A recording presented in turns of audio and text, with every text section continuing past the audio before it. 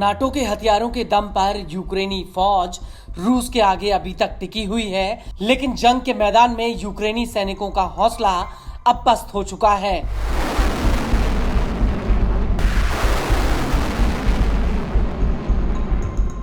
यूक्रेनी सेना लगातार सैनिकों की किल्लत और हथियारों की कमी से जूझ रही है। यूक्रेन के राष्ट्रपति वोलोदिमीर ज़ेलेंस्की ट्रंप के सामने बार बार हथियारों का रोना रो रहे हैं, लेकिन ट्रंप ने अब साफ कह दिया है कि यूक्रेन को रूस के साथ युद्ध विराम पर राजी होना होगा।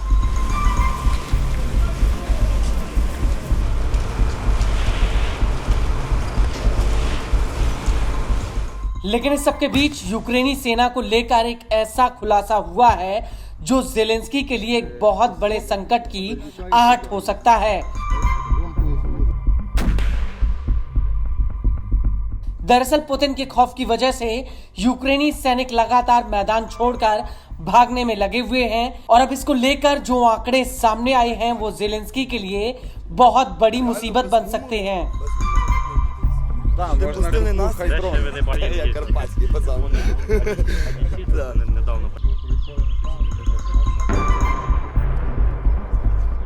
दरअसल 2025 के पहले 7 महीनों में बिना परमिशन के करीब 1,10,000 ऐसे मामले सामने आए हैं जिसमें यूक्रेनी सैनिक अपनी मिलिट्री यूनिट छोड़कर भाग गए हैं। और सबसे बड़ी बात यह है कि यह आंकड़ा पिछले 3 सालों के मुकाबले सबसे ज्यादा है।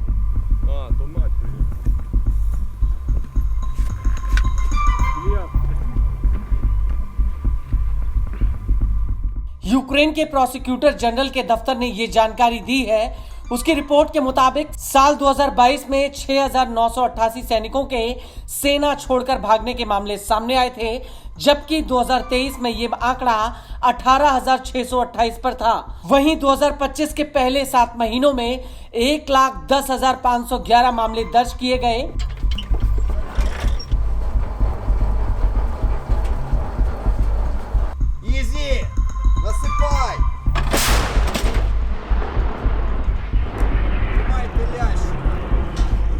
रिपोर्ट के मुताबिक AWOL यानी बिना आधिकारिक छुट्टी के ड्यूटी से गायब होने के कुल मामले 2022 से लेकर 2025 तक 2,02,997 पर पहुंच चुके हैं। इसके अलावा एक अलग रिपोर्ट में कहा गया है कि 2022 से लेकर जुलाई 2025 तक 50,058 आपराधिक मामले दर्ज किए गए हैं।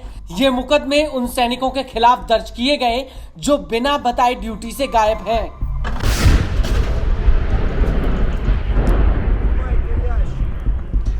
आपको बता दें कि सैनिकों की कमी की वजह से यूक्रेनी सरकार ने सेना में भर्ती की उम्र को 27 वर्ष से घटाकर 25 साल कर दिया है, यानी कि जो इस उम्र का है उसे सेना में अपनी सेवाएं देना अनिवार्य है।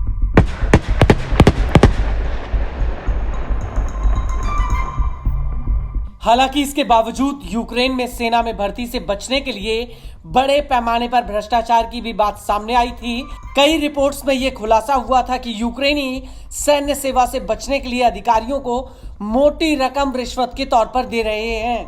इसके अलावा साल 2022 में जब यूक्रेन युद्ध की शुरुआत हुई थी तो उस वक्त यूक्रेनी सरकार ने 18 से 60 साल के पुरुषों के यूक्रेन छोड़ने पर बैन लगा दिया था, लेकिन अब सरकार ने 18 से 22 साल तक के युवाओं को देश से बाहर जाने की अनुमति दे दी है।